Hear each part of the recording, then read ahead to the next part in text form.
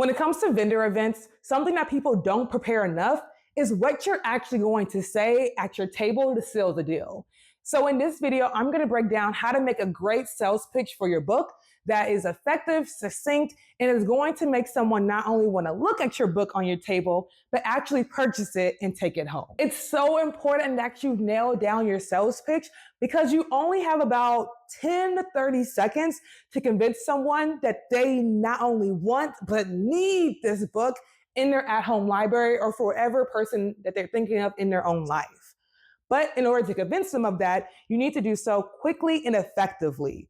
So when you're making your sales pitch for your book, you're going to want to answer these 3 questions. And if you stick to the end of this video, I'm going to give you some sample phrases that you can use to actually build your sales pitch so that way you're not starting from scratch. So feel free to check the timestamps in this video so that way you can skip ahead to whatever part is most relevant for you.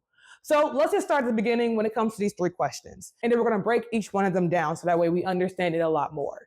So question number 1, what does your main character want? Number 2, what is stopping them from achieving that goal? And number 3, what is the growth or change that they experience? Because you want to establish who your main character is, what is the conflict they're going to go through, and how are they going to change at the end of the story. Essentially, you want to give a sneak peek, a little bit of a spoiler to really rope them in to wanting to buy your book. Let's say I want to sell you the book, Stacy's Extraordinary Words. To answer question number 1, I would say that Stacy wants to win her school's spelling bee. That's me establishing what her desire is. To answer the question number 2, I would say, and even though Stacy loves to read, loves to write, and loves to spell, she is so nervous to be on stage because what if she messes up? From there, we go to question number 3.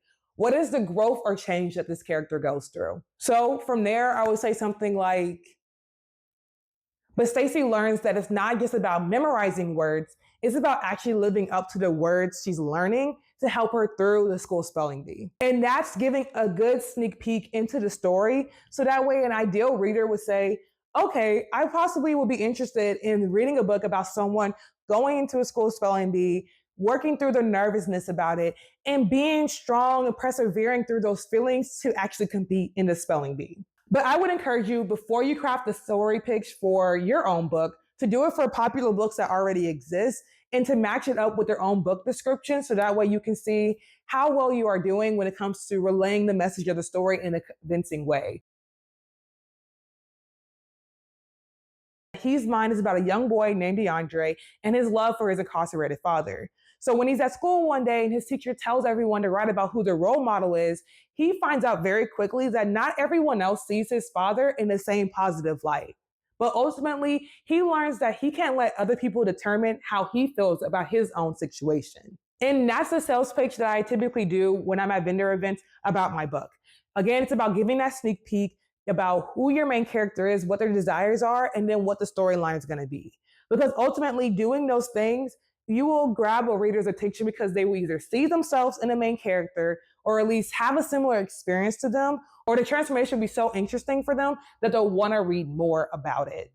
As you're working on your sales pitch for your book, this is going to be something that's going to evolve and change over time, especially as you see how people react to it. But ultimately, keep in mind that you have a few seconds to convince someone to read your book. So answering those 3 questions of what is their desire, what is getting in their way, and what transformation happens is going to be so crucial for you to be able to nail that sale at the end. So that way people take your book home at your vendor events instead of just saying, oh, that's a cute book that you wrote. Thanks for talking to me, right?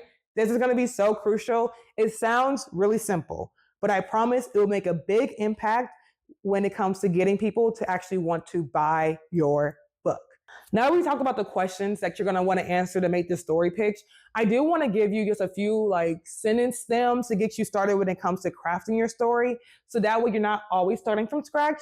So I'm going to give you just 2 examples so that way you can build from there and just fill in the blanks to really customize it for yourself. But like I said, practice makes perfect. Figure it out based off of what other people are saying. But here's a good baseline of 2 ways to go about it so that way you can continue to build on it in your own life.